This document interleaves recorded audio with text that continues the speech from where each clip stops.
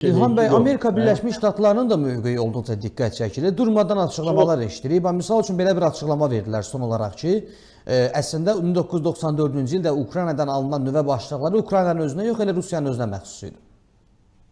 Yox, o aydın məsələdir. SSR-nin varisi Rusiya olduğuna görə, bu rəsmiləşdiyinə görə və hamı tərəfindən qəbul olunduğuna görə həmən dövrdə bilirsiniz də həm Qazaxstanda vardı, həm Ukrayna ərazisində vardı. Kifayət dərəcədə çox idi. 190-dan çox təkcə elə, yəni ki, o dövr üçün hətta Fransa və İngiltərədən çox nüvə başlıqları vardı. Onun geri qaytarılması məsələsi, yəni o Ukraynaya məxsus sayılmır. Yəni ki, o Rusiya, Ukrayna SSR-nin varisi sayılmır ki özünü. SSR-nin varisi Rusiyadır. Ona görə də Rusiya onu qəbul etdi, Rusiya onu götürdü. Bunlar öz yerində. Siz deyən kimi Amerika Birləşmiş Ştatları, Rusiya bilirsiniz niyə bu cür belə də özünü bu cür uğurlu, qalib, belə də ki, çox ədalı aparır. Çünki Amerika Birləşmiş Ştatları tərəfindən o vəd olunan ki, Trump tərəfindən vəd olunan məsələlər vardı ki, təzyiq edəcəm, sanksiyaları təzyiq edəcəm, Rusiyanı çöküzdürəcəm iqtisadi cəhətdən. Bunların heç biri yoxdur ortalıqda. Əksinə, o dərəcəyə gəlib çatıb ki, FIFA-dan Trump xahiş eləmək istəyir ki, Rus futbolçularını, yəni ki, idman yarışlarına buraxsın. Yəni, bilirsiniz nədərdir? Əgər Ukrayna ilə bağlı olaraq Amerika Birləşmiş Ştatları vəd verdiyi kimi Rusiyanı sıxsaydı, Rusiyaya təzyiq göstərsəydi, yəni ən azı bu manevr eləzi də, tutaq ki, Zelenskinin üstünə getdi, Zelenskini qınadı, ittiham elədi. Yaxşı, bundan sonra Rusiyanın üzərinə para görürsən ki, Rusiya təklif elədiyin məsələni Rusiya qəbul eləmir.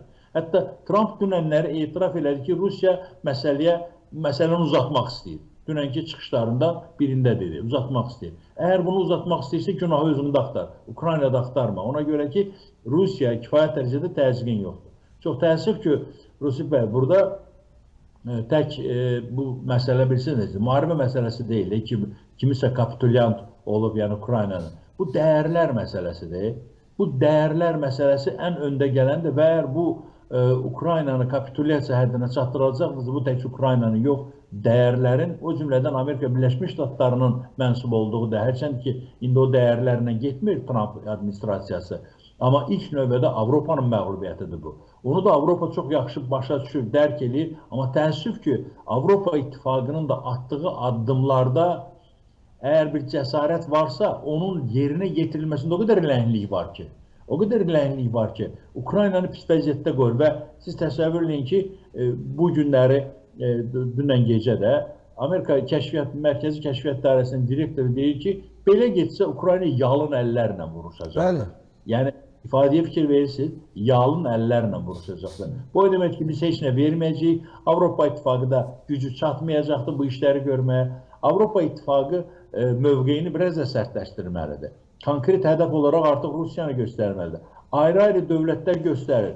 Çünki Polşa bu istiqamətdə ən yaxşı işi bilir. Çünki tarixi dərs alıb zamanında 2-ci Dünya müharibəsindən ki, hələ ondan əvvəl də, belə Napolyon dövründən də bilirdi ki, indi Ukraynanın düşdüyü vəziyyətə zamanında Polşa dəfələrlə düşübdür. Rusiya bu yüzdən hücum edib Polşanı ayaqlar altına atıb.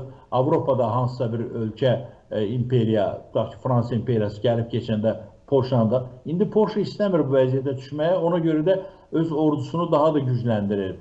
Baltikyanı ölkələrdə çox belə deyək ki, həyəcanlı vəziyyətdədir. Çox təəssüf ki, bütövlükdə Avropa İttifaqının yekdilliyi belə yoxdur.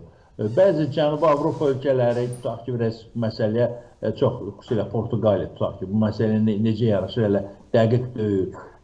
Şərqi Avropa ölkələrindən Macarıstanın mövqeyi bəllidir, Slovakiyanın mövqeyi bəllidir. Ona görə də o nəzərdə tutdular ki, 35 ölkə ki vardı ki, burada təkcə Avropa İttifaqı deyil, eyni zamanda Avstraliya, Yeni Zelandiya, Kanada, bu ölkələrin də yəni ki, qoşulma, hətta perspektivdə Yaponiya və Cənubi Koreyanın da bu alyansa NATO olmasa hansısa bir şəkildə ona qərarlılar da deyildi Keir Starmer, yəni ki, Britaniyanın baş naziri. Yəni bunlar biraz addımlarını sürətləndirməlidirlər. Yəni ki, hərdən bir toplantı keçirməklə məsələ həll olunmur. Elə geri gəlmişkən İlham bəy, Baltikyanı ölkələrdən bəhs elədiniz. Deməli, bugün bir maraqlı bir yazıya rast gəldim mən Azərbaycan mediasında. Açıqlamalar da eşitdim bizim hörmətli ekspertlərimiz tərəfindən. Misal üçün, Estoniyanın Rusiyanın növbəti hədəfi olacağı ilə bağlı çağırışlar da eşidirik. Pskov vilayətinə çox yaxın bir yerdir, yəni ki, Rusiyanın. Həmişə Estoniyanın müəyyən ərazilərini özləri üçün Rusiya deyir ki, bura mənim ərazimdir. Yəni ki, postsovet məkanı onsuz da öz əraziləri hesab edirlər. Putinin siyasətində bu var ki, mütləq postsovet məkanını yenidən hansısa bir formada yeni bir SSR yaratsın. Bilirsiniz, bu çox maraqlı bir məqaləyə rast gəldim və öz məqaləmdə də ondan istifadə elədim. Rusif bəy, Ukraynanı Finlandiyalaşdırmaq, bu nə deməkdir? Bu, soyuq müharibə dövründə 48-ci ildən sonra istifadə olunan termindir, Finlandiyalaşdırmaq. Deməli, 39-cu ildə bir dəfə, 41-44-də də 2 dəfə SSR-i Finlandiya ilə müharibə aparır. Artıq 44-cü ildəki 2-ci Dünya müharibəsində qalib formasında o müəyyən əraziləri tutmuşdu. Finlandiyanı məcbur eləyirlər ki, 10% torpağından imtina eləyəsən. Yəni o Kareliya ərazisində. 10% torpaqdan imtina eləyir Finlandiya. Üstəgəl deyirlər ki, perspektivdə hər hansı bir Avropanın, hələ onda NATO yaranmamışdı 48-ci ildə.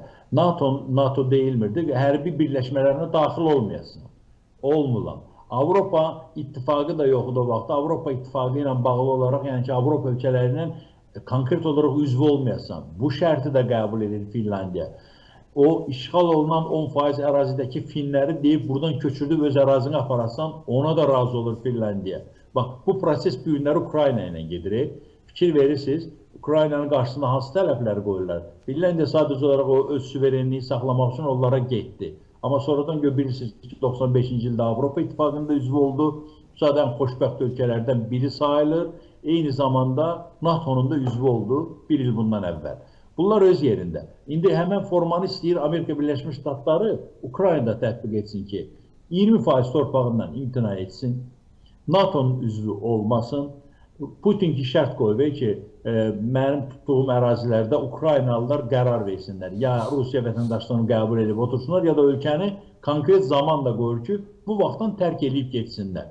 Bax, çox təəssüf ki, belə bir proses gedir. Siz Baltikyanı ölkələrdən, konkret Estoniyanı ki, nəzərdə tutursunuz. Bu tarix hamının qarşısında olubdur. Zaman Rusiya tərəfində buna məruz qaldılar. Ona görə də Estoniyanın həyəcan təbili çalması çox, yəni ki, Estoniyanı və digər. Düz deyək, Amerika Birləşmiş Ştatlarının Pentagonun rəhbəri 2 gün bundan əvvəl nə deyir? Siz deyir, Rusiyanın mövqeyini deyir ki, bundan sonra nə? Siz onu deyir, şeytanlaşdırırsınız, siz onun rolunu böyüdürsünüz. Rusiyanın belə bir fikri yoxdur, elə Ukraynada bitəcəkdir. Amma Avropa bunu Amerikadan daha yaxşı bilir. Bilir ki, vəziyyət nə yerdədir. Bunu zamanında Churchill bildi. 46-cı ildəki müharibədən sonra bildi ki, bu özü də belədir də, Bolşevizmi taunu deyildi ki, bu bütün Avropaya yayıla bilər, bunun qarşısı alınmalıdır. Elə onun ideyası ilə də NATO yarandı, yəni ki, məsələlər. Bu günləri faktiki olaraq Avropa bu qorxunu təzədən yaşamaq üzrədir ki, Rusiyanın iştahısı genişlənəcəkdir və hər hansı bir dövrdən sonra, misal üçün 2030-cu ildə hətta Almaniya qarşı deyil ki, mübarizə aparacaqdır. Artıq indidən bəzi dişlərini də qıcıyırlar. Ona görə də Almaniya kimi ölkədə məcbur olur deyil ki, 500 milyarda çatdıracam, tutaq ki, hərbi potensialımı, ayıracağım büdcədən vasitələri və s. Yəni, demək istəyirəm ki, bu günləri Avropa İttifaqı, Avropa İttifaqı müəyyən dərəcədə təzyiq göstərsə də, amma yetərli deyil. Amerika Birləşmiş Ştatlarının bu Trump'ın konkret olaraq bu mövqeyi yeni dünya düzənində, yeni dünya düzəni yaratmağı yox, əksinə dünya düzənini daha da çox belə, çox şaxəli, mən çox qütbülü demirəm, çox şaxəli bir vəziyyətə getirir. Əksinə bu düzən pozulur və getdikcə də pozulacaqdır. Əgər belə davam edəcəksə, Rusiya stimul gördükcə vəziyyəti dünyada daha da gərginləşdirəcək və biləsiniz ki, ilk hədəflərindən biri də Cənubi Qafqazdır. Cənubi Qafqazda da yenə də Ermənistanın vasitəsi ilə, Ermənistanın əli ilə hansısa bir şəkildə Cənubi Qafqazda təzyiqlərini artırmaq. O təzyiqin də ilk hədəfi təbii ki, Gürcüstandan əvvəl bizik, Azərbaycandır. Yəni ki, bu digər şəkildə, hansısa şəkildə. Ona görə də mən hesab edirəm ki, indi bu Ukrayna mövzusu deyil, perspektivdə biz Cənubi Qafqazda sabitliyə nail olmaq üçün sülh müqaviləsi məsələsində belə də ki, biraz rasional addımlar atmalıyıq. Tərəzini necə deyirlər, gözünə qoymalıyıq ki, sülh müqaviləsini imzalamaq bizə xeyirdir indiki şərtlərlə yoxsa mütləq 2 il gözləməliyik ki, 2 ildən sonra referendum keçiriləcəkdir və bu 2 il ərzində nələr baş verəcəkdir. Yəni bütün bunlar hamısını ayrı temada ayrı müzakirə eləmək olar.